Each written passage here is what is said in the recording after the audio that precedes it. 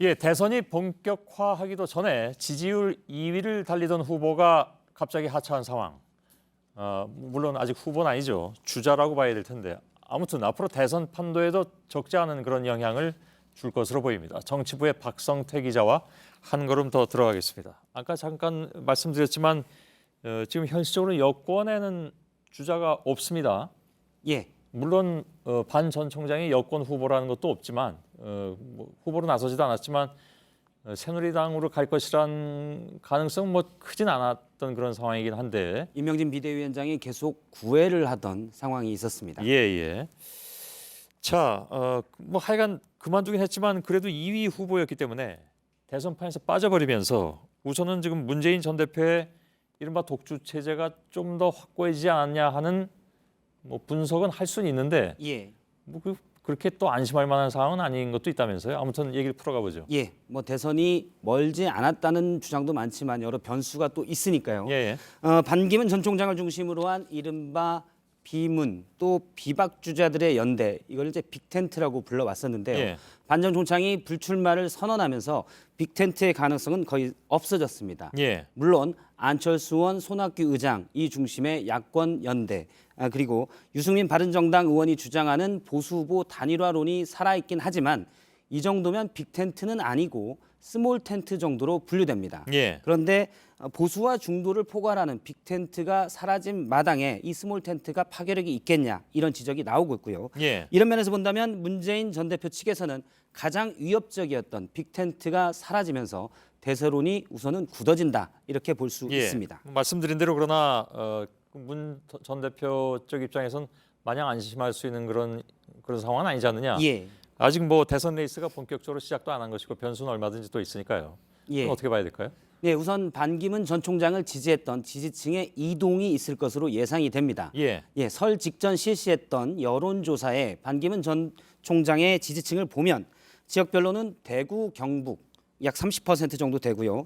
대전, 충청 지역이 전국 지지율보다 높습니다. 또 지지 정당별로는 새누리당, 바른정당 지지자들이 반 전 총장을 많이 지지했습니다. 예. 국민의당 지지층은 7.7% 정도로 상대적으로 낮은 편이었습니다. 이런 면에서 볼 때 반 전 총장의 지지층이 반 전 총장이 불출마를 선언했기 때문에 황교안 권한대행 쪽이나 바른정당 후보들 쪽으로 갈 가능성이 있습니다. 예.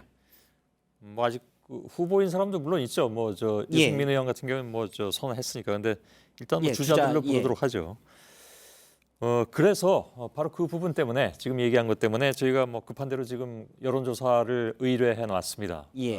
지금 발표를 못 해드립니다. 지금 한창 조사 중에 있기 때문에 뉴스 중에 저희가 2부에서 그 결과를 알려드릴 텐데 그 여론조사의 핵심은 과연 반 전 총장이 그만둔 마당에 그 지지자들이 어느 주자들한테 옮겨갈 것이냐 하는 부분에 주안점을 둬서 지금 조사를 하고 있습니다. 예. 혹시 방송 중에라도 전화 받으신 분들께서는 좀 의견을 말씀해 주셨으면 좋겠습니다. 일단 보수 진영 후보들한테는 어떻게 뭐 득이 된다고 봐야 됩니까? 어떻게 됩니까?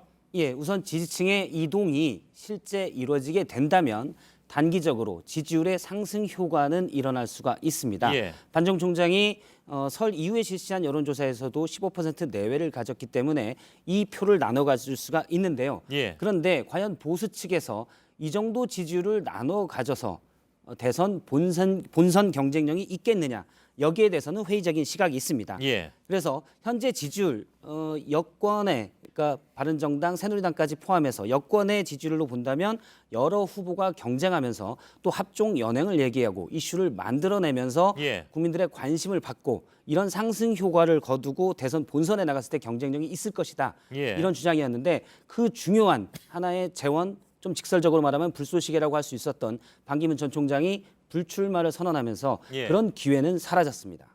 본인은 보수의 소모품은 되기 싫다고 또 얘기를 했으니까요. 예. 그 최근에 부상하고 있는 사람이 바로 이제 황교안 권한대행인데 물론 뭐 법적으로나 또 정치적으로나 이 출마에 대해서는 굉장히 논란이 있습니다. 그래서 본인이 진짜 나올 것인지 그건 뭐 좀 두고 봐야 되겠습니다만은 일단은 가장 큰 수혜자다 이런 분석이 나오더군요. 예, 최근 황교안 권한대행의 지지율이 좀 오르고 있고 국민들의 관심도 높아지고 있습니다. 그리고 예. 앞서 전 지지층, 반기문 전 총장에 대한 지지층을 살펴봤듯이 새누리당 지지자, 또 대구 경북, 황교안 권한대행의 지지층과 겹치는 부분이 있습니다. 그래서 일부 지지층을 가져갈 것으로 예상은 되는데요. 예. 그런데 본선 경쟁력에서는 여전히 제한이 있지 않겠냐는 겁니다. 지금 탄핵 심판 중인데 박근혜 대통령에 대해서 사실상 공동 책임이 있고 또 대선에 직접 출마하게 되면 대선 30일 전에 권한대행직을 물러나야 되는데 예. 공적인 것을 사실 좀 염두에 뒀을 때는 무책임하다는 지적을 피할 수가 없습니다. 예. 이런 부분들이 대선 본선 경쟁력에서는 제약으로 다가올 겁니다. 예. 그래서 단순하게만 생각하면 만일에 황교안 대행이 결국 안 나온다면 예. 그다음에 수혜자는 안철수 전 대표다 이런 얘기도 나오고 있고 그래서 예. 안철수 전 대표 캠프 쪽에서는 상당히 좀 이번 상황을 반기는 듯한 그런 분위기도 읽히더군요. 예. 어제 그 반천 총장이 얘기한 촛불 집회가 변질됐다. 예. 사실 이 부분을 잡고 반천 총장이 보수 측에 너무 구애를 하는 보수층을 너무 의식하는 듯한 발언이다. 그러면서 국민의당은 선을 좀 더 명확하게 선을 긋고 있었는데요. 예. 앞서 이제 반 전 총장의 지지층을 봤을 때 국민의당 지지층과는 크게 겹치지 않았습니다.